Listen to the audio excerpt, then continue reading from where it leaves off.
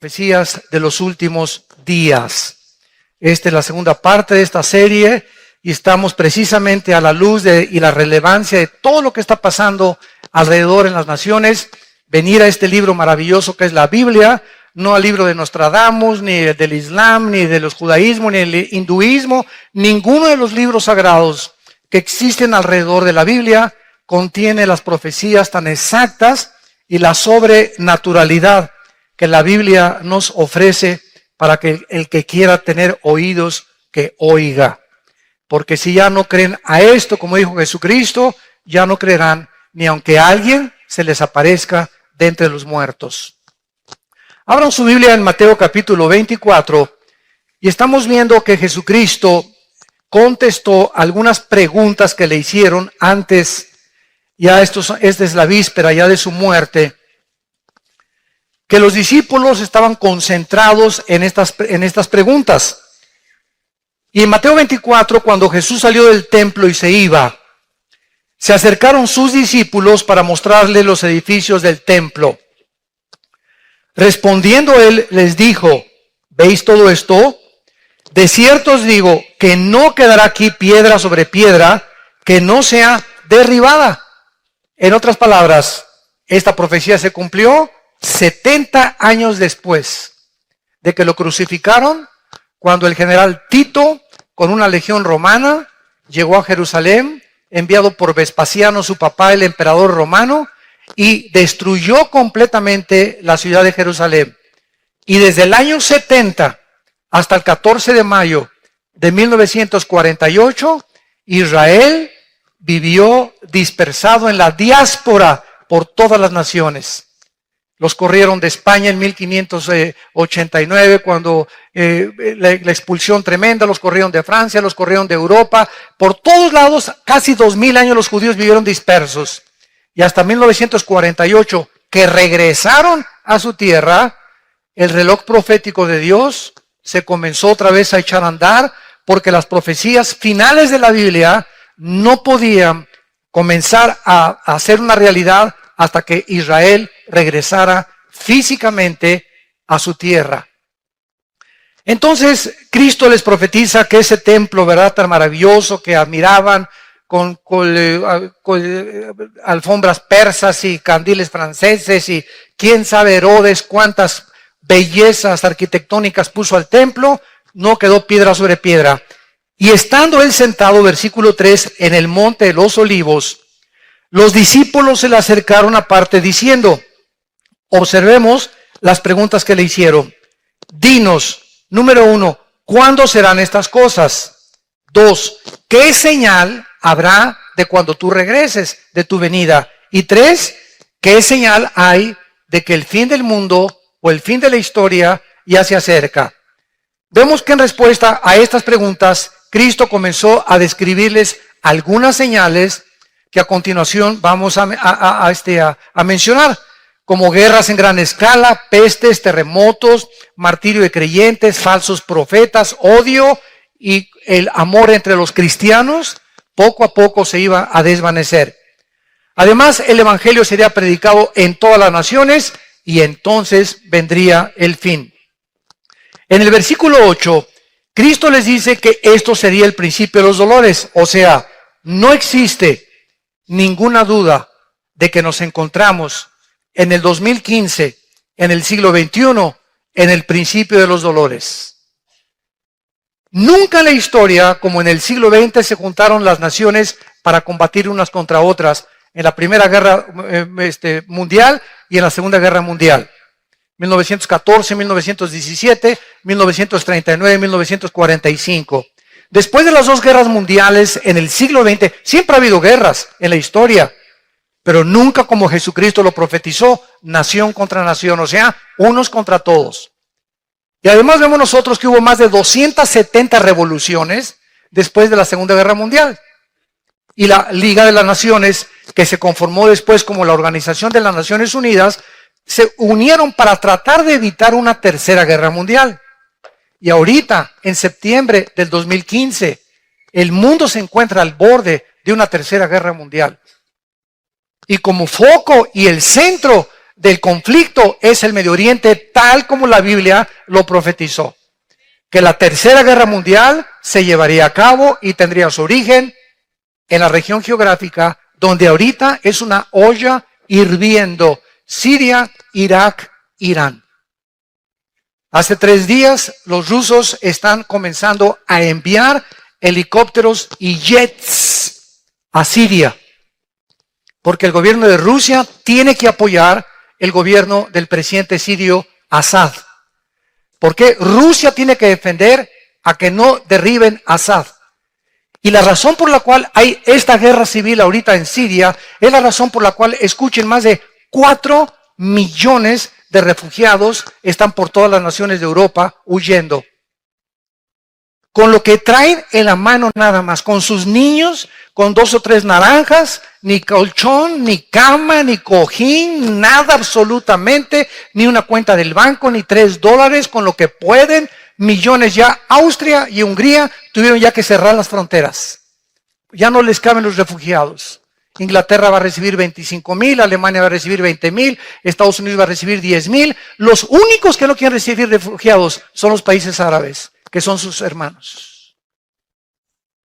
Arabia Saudita le cerró la puerta a 0 refugiados. Qué increíble, ¿verdad? Que esto esté sucediendo en el pleno siglo XXI. ¿Y saben ustedes lo que significa esto? Que todos estos millones de refugiados que están entrando a Europa, principalmente, la mayor parte de ellos musulmanes, hay una infiltración de ISIS, como no se imaginan. Estados Unidos va a recibir a 10,000. México, ¿verdad? Ya tenemos suficientes los que entran por Guatemala.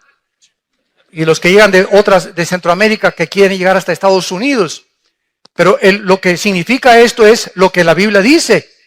Hace 4 o 5 años, por cada europeo que nacían 7 musulmanes. O sea, se reproducen como conejas las musulmanas. Y lo hacen a propósito. Ellas no tienen métodos anticonceptivos, ni mucho menos. Los europeos ya no quieren tener hijos. Todo esto para que ustedes comiencen a asimilar el panorama del mundo que estamos viviendo.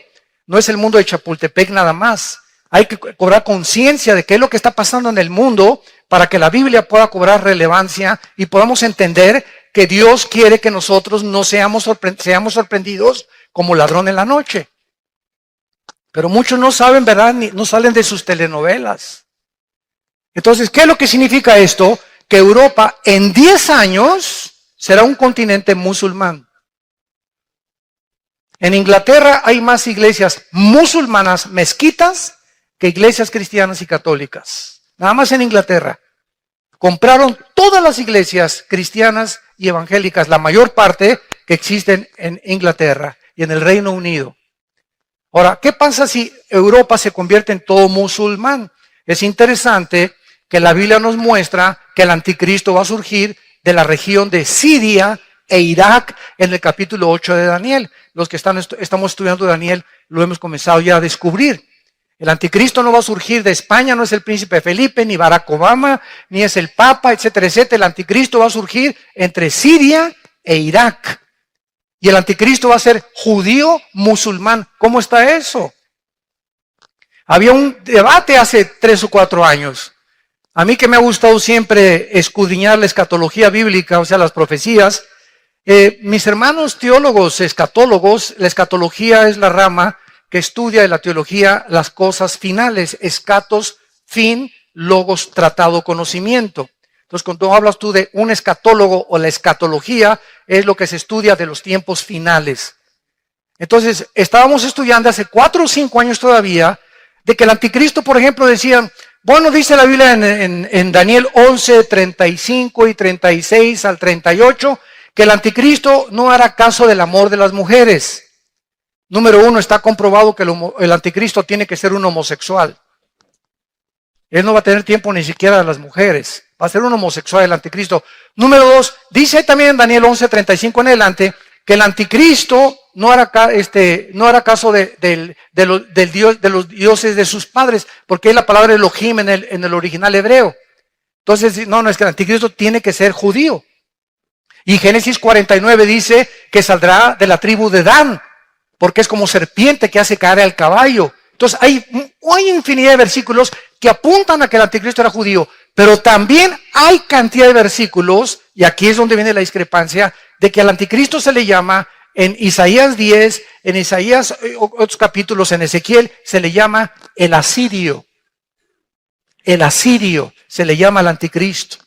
Entonces, ¿cómo podemos compaginar? Fíjense lo que es de maravilloso la Biblia, ¿verdad? Tenemos una pieza, un rompecabezas, pero asirio o judío, no puede ser las dos cosas. Y ahora sabemos, ¿verdad?, que aparece otra cosa que sí puede ser. ¿Por qué? Hace 2700 años, o sea, 700 años antes de Cristo, los asirios se llevaron cautivas a las 10 tribus de Israel a Siria en el año 722 antes de Cristo. Síganme con cuidado. Desde el año 722 antes de Cristo, estamos hablando de hace 2722 años hasta la fecha, esas 10 tribus de Israel se mezclaron con el mundo entero. Y por eso hay ahorita muchos en México que sin saberlo son de ascendencia judía. El apellido Pérez, por ejemplo, es judío. Díaz, González, los EZs tienen mucha relevancia con el Medio Oriente. Y hay italianos judíos, hay nicaragüenses, sin que lo sepan ellos, hondureños. Hay negritos en Etiopía judíos. Entonces, el judaísmo no es solamente las personas que están en Israel, porque las 10 tribus se mezclaron con el mundo entero. Y fue precisamente en Asiria donde está el conflicto ahorita. Entonces, el anticristo tiene que ser forzosamente judío, pero al mismo tiempo musulmán. Porque para que él gobierne Europa, y si en 10 o 15 años Europa es un continente musulmán, nadie va a obedecer al anticristo con otra religión. Además, en Apocalipsis 20, versículo 3 y 4, dice que el anticristo va a decapitar a las personas, y la única religión que le corta la cabeza a la gente son los musulmanes, el Islam. Y es precisamente lo que Bagdadi, el jefe de ISIS, ahorita en Irak, está haciendo, decapitando a todas las personas. O sea, ¿qué instrumento usará el anticristo? No va a usar la silla eléctrica, no va a usar el fusilamiento, no va a usar la horca. Para los que se nieguen a sellarse con el 666, el anticristo va a usar la decapitación. Y es interesante que se acaban de comprar más de 1 millón de guillotinas en Europa. Y Estados Unidos adquirió 125,000 guillotinas en los últimos 2 años. La pregunta es, ¿para qué? ¿Para qué? Todo se está completamente conformando, tal como la Biblia lo profetizó. Y Cristo quiere, a través de estas señales que estamos estudiando, y va a ser maravillosa esta serie, que veamos con versículo por versículo, con lupa, con microscopio, examinando la relevancia de los acontecimientos internacionales, buscando en la Biblia si coinciden con las profecías bíblicas, para unir las piezas del rompecabezas, para tener un panorama mucho más claro, para que podamos entender en qué tiempos nos encontramos. Y no son tiempos de temor, son tiempos donde al saber que está más cerca que nunca nuestra redención y que Jesucristo ya no tarda, es más rápido de lo que nos imaginamos, viene por nosotros, hagamos firme nuestra vocación y elección. ¿Verdad? Nos acerquemos más y más al Señor.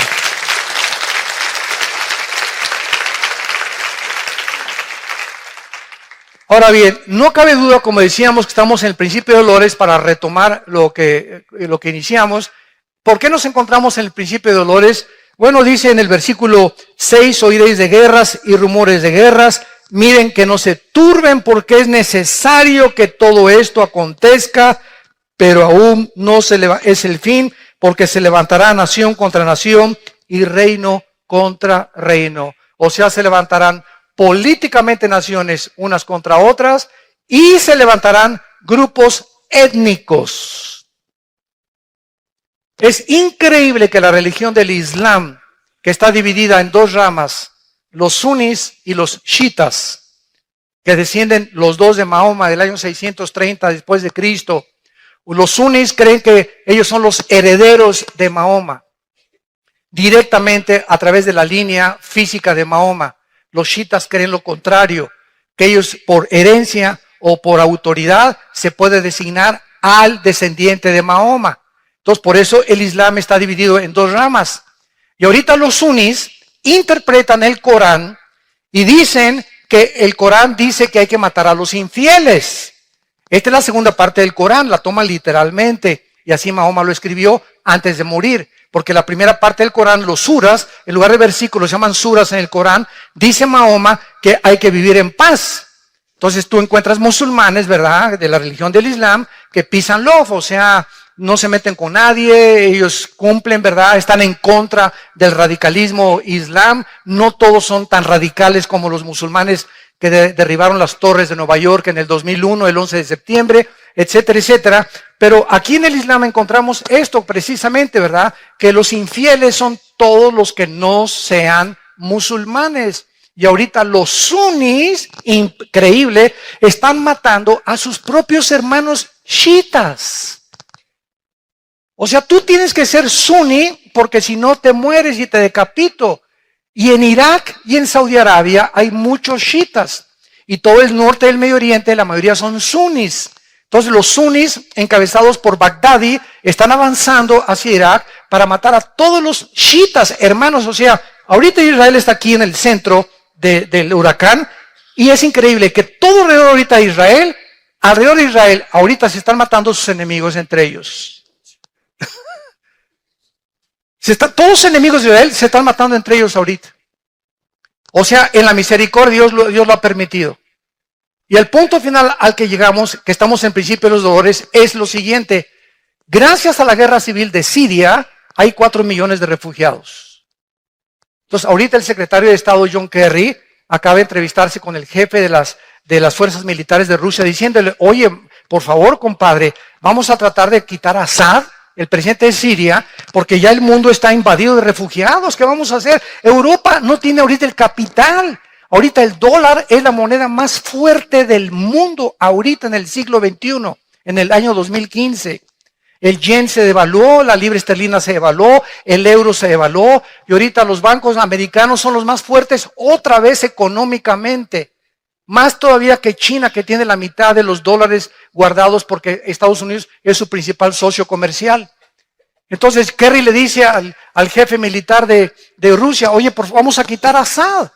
Y entonces ellos le contestan, ¿verdad? ¿Sabes una cosa? Si quitamos a Assad, vamos a quitar la base naval más grande que Rusia tiene en Siria. Y Siria necesita el contacto con el mar Mediterráneo, porque de otra forma no tiene ningún otro acceso. Si tú ves en el mapa Siria, no tiene acceso más que a través de Rusia, para poder tener una flota de portaaviones y de destroyers. Y el mar Egeo que está cerca de Ucrania. Entonces, quitar a Assad es bloquear a Rusia y sus intentos de volver a resurgir el imperio de la Unión de Repúblicas Socialistas Soviéticas. Ahora, a Rusia lo respalda China. Y Rusia y China forman parte en el Consejo de Seguridad de las Naciones Unidas de las naciones más influyentes. Entonces, ahorita el Consejo de la ONU está gobernado por Rusia, China e Irán. Porque Rusia sigue también apoyando a Irán. E Irán apoya y sostiene a Hezbollah, el grupo terrorista que se encuentra en el Líbano. Y ahorita es un relajo completamente el Medio Oriente y nos encontramos con millones de migrantes. Prende la televisión ahorita a las 24 horas del día. Te parte el corazón. Te parte el corazón. Los niños ahogándose en el mar. Se suben a una lancha para ir en el Mediterráneo para escaparse de Siria, etcétera, etcétera. Y como nada más caben 10 o 15 en la lancha, a los que no sirven los ahogan. Porque si no, la lancha se hunde, no puede aguantar más de 15 personas o 20 personas. Y vemos a los niños flotando ya en el mar, sacrificando a los niños, porque no quieren que los niños vengan con ellos, para que los niños no sufran el hambre que van a sufrir como refugiados en Europa, porque Europa no tiene que darles para comer. Este es el siglo, damas y caballeros, que en el siglo XX los ateos dijeron, la tecnología y los descubrimientos científicos y tecnológicos que el ser humano ha alcanzado en el siglo XX son los que compondrán el mundo, y la ciencia es nuestra diosa, y junto con el dinero y el sexo. Y no han pasado más que 15 años en el inicio del siglo XXI, donde el hombre se encuentra haciendo el ridículo como administrador del planeta Tierra. Los los políticos han perdido completamente la brújula, la moral está por los suelos, el mundo está confundido, la pobreza aumenta y se voltean contra Dios. ¿Dónde está Dios? ¿Dónde está Dios? ¿Dónde están tus pecados? Como dice en Santiago capítulo 4, ¿de dónde vienen las guerras? No le eche la culpa a Dios de vuestras pasiones que combaten unas con otras dentro del corazón. Porque dentro del corazón del ser humano hay ambición, hay envidia, hay codicia. De tener más terreno, de combatir a esto, de tener mi imperio, de vivir para mí, para mis intereses. Y esta es la razón por la cual el mundo tiene que llegar al nivel que la Biblia profetizó hace 2000 años. Y es el mundo que estamos viviendo. Y es la oportunidad más grande que tenemos, porque para esta hora nacimos. Para esta hora ha llegado la iglesia para hacer luz. Ahorita tu familia, en tu escuela, en tu bufete, en tu taller mecánico, en tu consultorio médico, en tu trabajo, ahorita toda la gente que tienes a tu alrededor están en tinieblas, viven en tinieblas, en la inmoralidad, en la confusión política, filosófica, religiosa. Y es el momento que levantes la luz, que alumbremos, somos la luz del mundo. La iglesia tiene que despertar, tenemos que entender cuál es nuestra misión. No es venir aquí este domingo nada más bajo 4 paredes y estar aquí calentando en la silla y de lunes a viernes ni siquiera te acuerdas de la Biblia ni de Dios, ni a nadie le hablas de Cristo desde que te convertiste, no has ganado ni una sola alma para el reino de Dios. ¿Y así esperas irte en el arrebatamiento de la iglesia? Muchos me dirán, Señor, Señor, acuérdate eso en Mateo capítulo 7. Muchos me dirán, Señor, Señor, hablamos en lenguas, hasta ruso hablamos, hicimos señales, hicimos milagros, y les dirá el Señor, nunca los conocí, hacedores de maldad. Porque no son por los dones por los cuales nos conocemos por el fruto, no por los dones. Los mormones hablan lenguas, los católicos hablan lenguas, no vengas a pantallar con que hablas en lenguas. Si lo tienes, gracias a Dios, pero no es una evidencia completa, porque pueden ser también lenguas demoníacas. Hay las de Dios originales y el diablo también las puede producir. Los hindúes hablan en lenguas, los santeros en Cuba hablan en lenguas. Entonces no nos confiemos que porque tenemos dones y que esto y que el otro. Se me apareció Juan Gabriel anoche y se me apareció por el amor de Dios. Perdón, Gabriel. Le quitamos el Juan, ¿verdad? Vean ustedes en Juan capítulo 16. Denle vuelta ahí a Mateo. Está Lucas y tenemos a Juan 16. Que el Señor se refiere a las señales de estos tiempos que estamos viviendo, tsunamis, terremotos, caída de la bolsa, caída del petróleo. Nunca el petróleo había caído al nivel en que se encuentra actualmente. Incendios forestales, contaminación de los mares, de los millones de litros de petróleos que el mar ya, ¿verdad? Las focas llegando a las playas muertas, los pelícanos muertos llenos de petróleo. Las ballenas están metiéndose a la playa muertas también.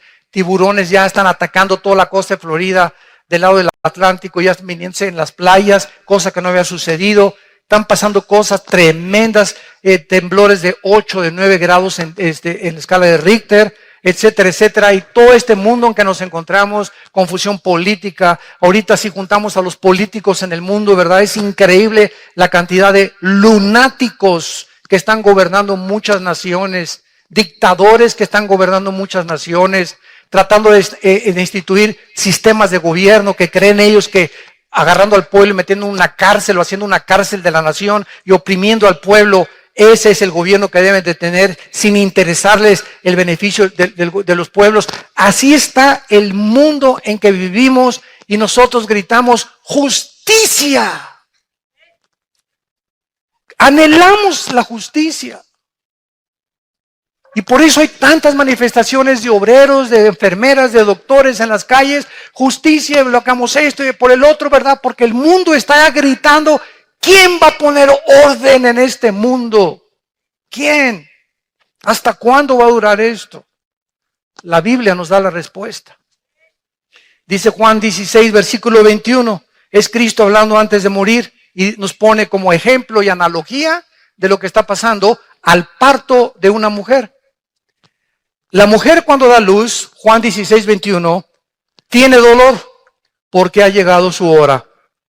Pero después que ha dado a luz un niño, ya no se acuerda de la angustia por el gozo de que haya nacido un hombre en el mundo.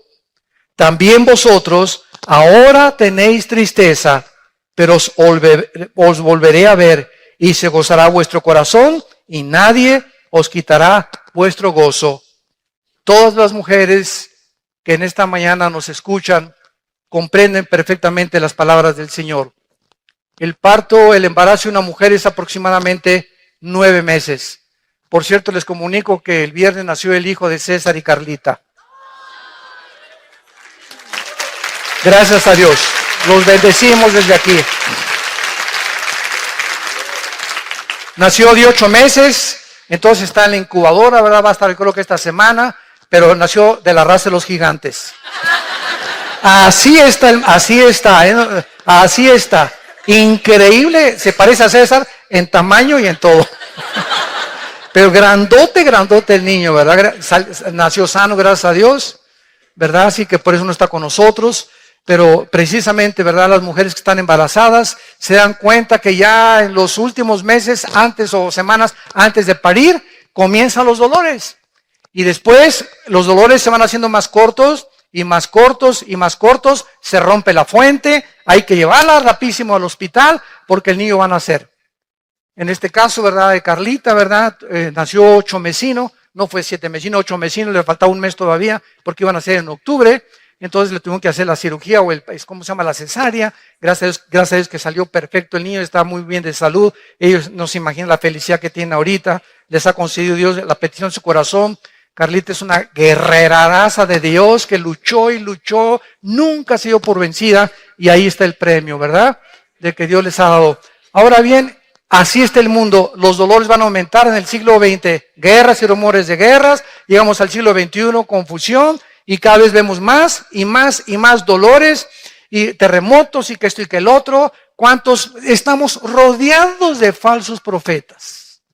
Han pululado en el internet, en las redes sociales, que Cristo viene el 12 de septiembre, que viene el 23 de septiembre, que había un terremoto en California el 15 de septiembre, que por las 4 lunas de sangre, por las tétradas, se iba a acabar el mundo ahora el 23 de septiembre, que es cuando termina la fiesta de las trompetas y comienza el mes de Yom Kippur o el de la expiación. Y estamos rodeados así, pero de cantidad de personas que están quedando como falsos profetas. En Costa Rica hay un pastor de mucho renombre que dijo que ya venía Cristo ahora en septiembre y comenzó a preparar a la gente, comenzaron a vender cosas, etcétera, etcétera, y comenzaron a que ya viene y puso una fecha. ¿Y qué es lo que va a pasar, verdad? Que cuando pase el tiempo y no venga Cristo, el mundo va a decir, ya ven, los cristianos son una bola de mentirosos. Ahí inclusive me achacaron que yo había dicho que viene en septiembre, Virgen de la Macarena. De una conferencia donde si viene Cristo, como ha cumplido las primeras 4 fiestas y faltan 3 fiestas por cumplir, que son trompetas, Yom Kippur, expiación y los tabernáculos, yo dije que cuando venga Cristo en el arrebatamiento es posible que esté relacionado con el mes de septiembre. No, pues me pusieron. El hermano Altuisin dice que viene en septiembre del 2015. Tuvimos que desmentir en las páginas, ¿verdad? Dios nos libre, el día y la hora nadie la sabe. Dios nos libre de poner una fecha. De que puede ser en septiembre o puede ser en Pentecostés, puede ser. Solo Dios lo sabe. Pero poner fechas es ya caer en falsas profecías. Entonces, esta es la forma como Cristo está definiendo el principio de dolores. Ahora, regresemos al versículo 6 de Mateo 24 y veamos el período de las guerras a la luz de la historia. Como les dije, en esta serie vamos a analizar con mucho detenimiento